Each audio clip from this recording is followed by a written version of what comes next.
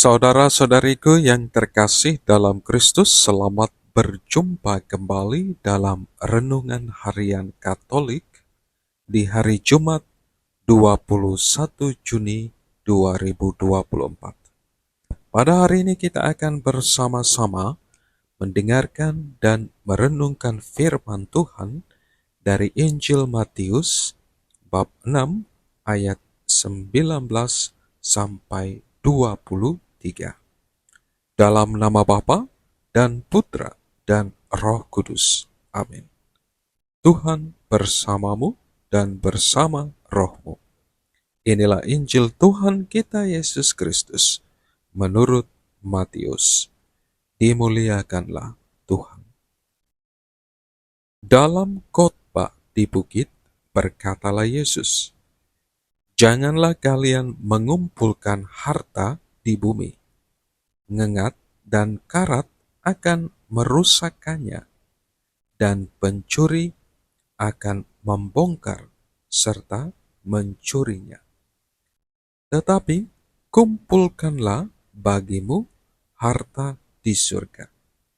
Di surga, ngengat dan karat tidak merusakkannya, dan pencuri tidak membongkar serta mencurinya.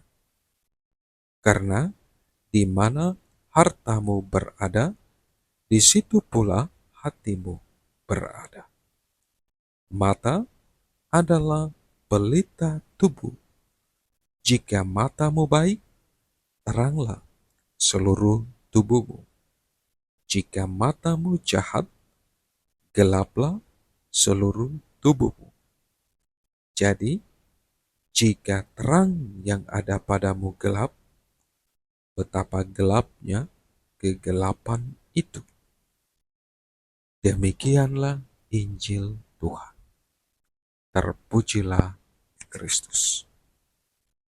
Saudara, saudariku yang terkasih dalam Kristus, apa yang kita cari dalam hidup ini? Seberapa beranikah kita melepaskan rasa nyaman kita akan perkara-perkara duniawi, akan hal-hal duniawi, dan mendahulukan Tuhan dalam kehidupan kita? Hari ini, melalui perikop Injil yang kita dengar bersama, Tuhan Yesus mengingatkan kita sekalian, janganlah mengumpulkan harta di bumi, tetapi kumpulkanlah bagimu harta di surga.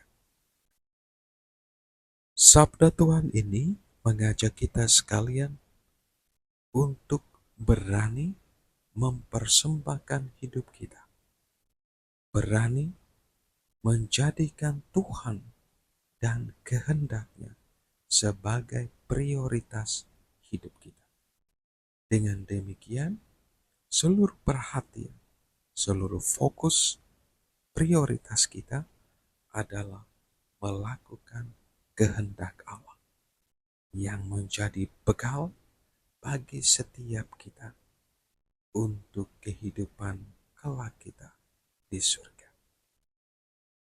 Tuhan Yesus juga menegaskan kepada kita sekalian, mengapa kita tidak boleh mengumpulkan harta di dunia ini.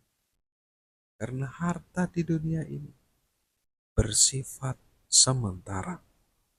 Harta di dunia ini dapat rusak dan rawan pencurian. Harta di dunia ini dapat rusak karena ngengat dan karat. Saudara-saudariku yang terkasih dalam Kristus, Tuhan Yesus dalam perikop Injil yang kita dengar pada hari ini juga mengingatkan kita sekali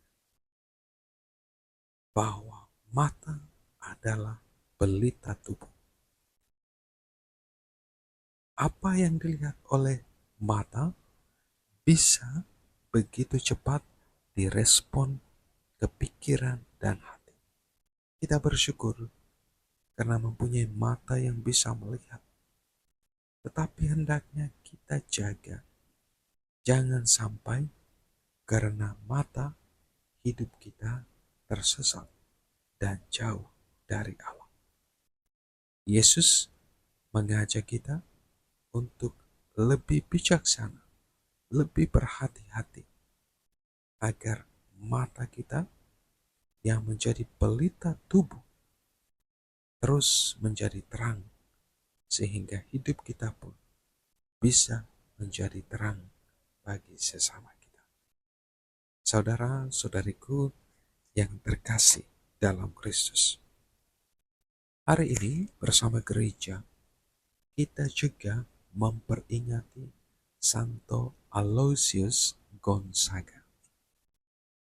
Santo Aloysius Gonzaga adalah seorang putra bangsawan yang berani meninggalkan kenyamanan hidup istana dan keluarga dan mempersembahkan dirinya sebagai seorang imam Yesuit. Ia dengan sabar meyakinkan keluarganya, secara khusus bapaknya yang menentang niatnya untuk menjadi seorang imam Yesuit. Dia akhirnya berkata kepada bapaknya, "Aku berada dalam kuasamu, ayah, dan engkau dapat berbuat kepadaku apa yang engkau suka. Akan tetapi, ketahuilah bahwa Allah memanggil aku untuk menjadi anggota serikat Yesus, dan engkau menghalangi kehendaknya bila menentang panggilan." Santo Aloysius akhirnya mendapat restu dari bapaknya, dari keluarganya, dan mulai memasuki masa novisiat Jesuit. Pada tahun 1591 terjadi wabah dan kelaparan di Italia yang begitu besar. Aloysius kemudian mengumpulkan dana dengan mengemis di kota Roma bagi daerah-daerah yang terkena wabah penyakit. Ia bekerja langsung merawat orang-orang sakit, mengangkut orang-orang yang hampir mati di jalan raya, membawanya ke rumah sakit, memandikan mereka, memberi mereka makan, serta mempersiapkan mereka untuk penerimaan sakramen-sakramen. Santo Aloysius sendiri akhirnya ketularan penyakit pes dan meninggal di usia 23 tahun. Saudara-saudariku yang terkasih dalam Kristus, marilah kita berdoa bersama Santo Aloysius Gonzaga yang kita peringati hari ini, agar kita pun berani melepaskan kenyamanan dunia ini dan mempersembahkan hidup kita untuk semakin berani melaksanakan kehendak Tuhan dalam hidup kita, untuk semakin melayaninya dan melayani sesama saudara-saudari kita yang sungguh-sungguh membutuhkan pertolongan. Berkat Tuhan beserta kita sekalian, Bapa, Putra, dan Roh Kudus.